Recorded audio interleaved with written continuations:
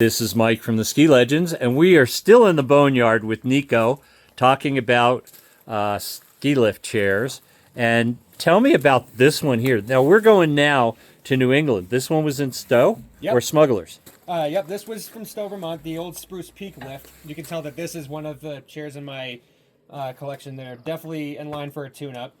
So this one looks like two of the single chairs that I showed you before, but welded together. Right. So this one had two flip-out bars, and each skier would have to close themselves in like that.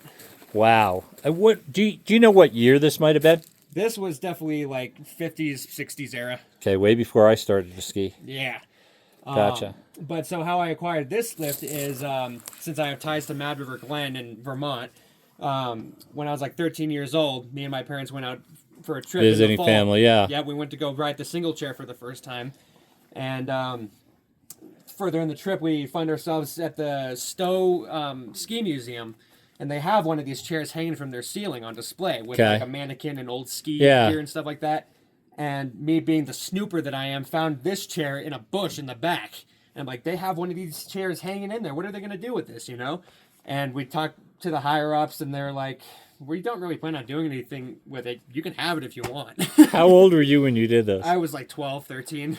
I'd say 12. Man. Definitely got to be 12. Yeah, now they'd say, yeah, we'll sell it to you for a large donation. Yeah, no, with how beat up it was, I don't even think they could tell that it was another one was hanging in there. Yeah, that's wild. In their building. So after we got the okay to have it, we did a whole thing through Shipping Wars where you can contact different shippers and they all bid a price on to get something shipped out here. Right. And our bidder had to, when he was in Vermont, he was like 5 a.m. Yeah. And when he was going to the back to pick this thing up in the back of a museum, right, we had to call the local police so it didn't look any like fishy. Exactly. So you don't want him to get arrested. Right. And we're on the phone with him at like very late at night because, you know, it's later in Vermont. Yeah. He's there at like 5 a.m.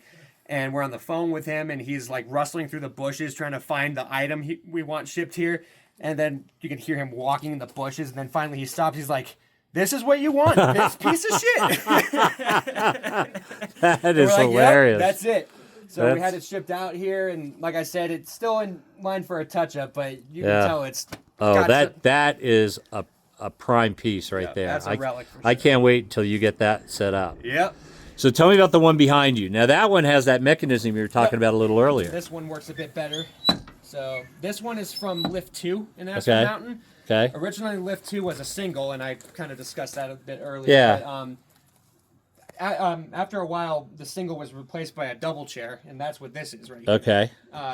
Eventually they scrapped Lift 2 completely because half the lift went downhill. Right. And then went uphill over Bonnie's restaurant. Okay. And so once the ski company decided to retire Lift 2 completely, they sold the double chairs off, and here I am with one.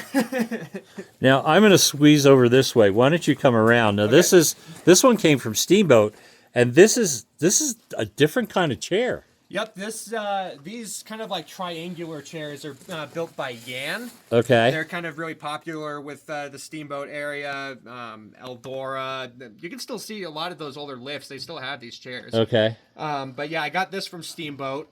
I can't tell you what exact lift because a lot of them looked very similar. Sure. But since my father is very creative with construction, he's got a whole mechanism right here.